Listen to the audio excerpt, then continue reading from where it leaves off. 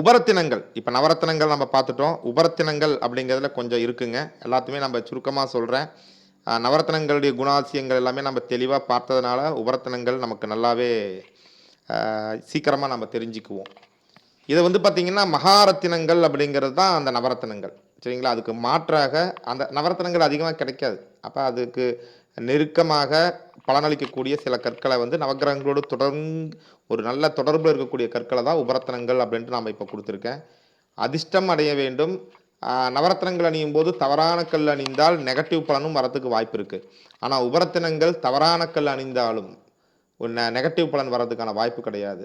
உபரத்தின கற்கள் கொஞ்சம் விரிசலாகவோ ஓட்ட உடசலாகவோ இருந்துச்சுன்னாலும் கூட பெருமளவு வந்து தீய பலன்கள் கொடுப்பதில்லை. நவரத்தின கற்கள் ஓட்ட உடசலாக போயிடுச்சுன்னா குற்றமுள்ள கல் அணியும் போது அடிக்குது. உபரத்தின கற்கள் குற்றமுள்ள கற்கள் அணியும் போது அதுக்கு சார்ஜ் இல்லை, உயிர் இல்லை அப்படிங்கிற அளவில் வேலை பண்ணாமல் போயிடுமே ஒழிய நெகட்டிவ் பலன் கொடுப்பது வந்து கிடையாது. சரிங்களா? அதாவது நல்லா கவனிக்கணும். நவரத்தின கற்கள்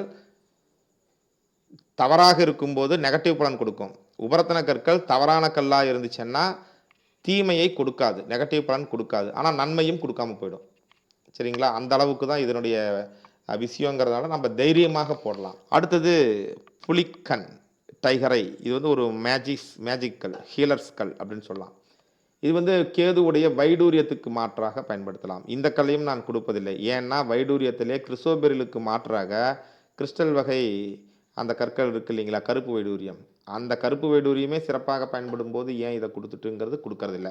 ஏன்னா வைடூரியம்னா வெள்ளை கோடு போகணும். இந்த டைகரையில் வெள்ளை கோடு போகாது, மஞ்சள் கோடு தான் போகும். சரிங்களா? அதனால் இதை தனிப்பட்ட முறையில் படிப்பில் கவனம் இல்லாத குழந்தைகள்லாம் இருக்காங்க, தன்னம்பிக்கை இல்லாமல் இருக்காங்க அப்படின்னு சொல்லும்போது தன்னம்பிக்கையை வளர்த்தி பொருளாதாரம், வாழ்க்கை, இதில் தன்னம்பிக்கை வந்தால் எல்லாத்துலேயுமே உயரலாம் இல்லையா?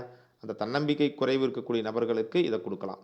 இதை வந்து ஹீலர்ஸ் என்று சொல்லக்கூடிய அளவிலே அந்த என்ன சொல்லலாம், அந்த சக்கராஸ் ஆக்டிவேஷன் அப்படின்னு சொல்லக்கூடிய நபர்கள், அந்த ஆறா வட்டத்தை பார்க்கக்கூடிய நபர்கள், இவங்கள்லாம் அந்த சக்கர தியானம்லாம் பண்ணுறாங்க பார்த்தீங்களா, மூலாதாரம் சுவாதிஷ்டான்ட்டு, இவர்களெல்லாம் இதை மாலையாக கையில் பிரேஸ்லெட்டாகலாம் அணிந்து பயன்பெறுகிறார்கள். இதில் தெய்வ உருவங்களும் சிலைகளும் கூட ஒரு 3 இன்ச்சு 4 இன்ச்சு அகலத்துக்கு கிடைக்கிறது. கொஞ்சம் விலை கொஞ்சம் கூடுதலாக இருக்கும். சிறப்பான கல்லாக இருந்தால் இதை வாங்கி வைக்கலாம். தன்னம்பிக்கை அதிகரிக்கும்.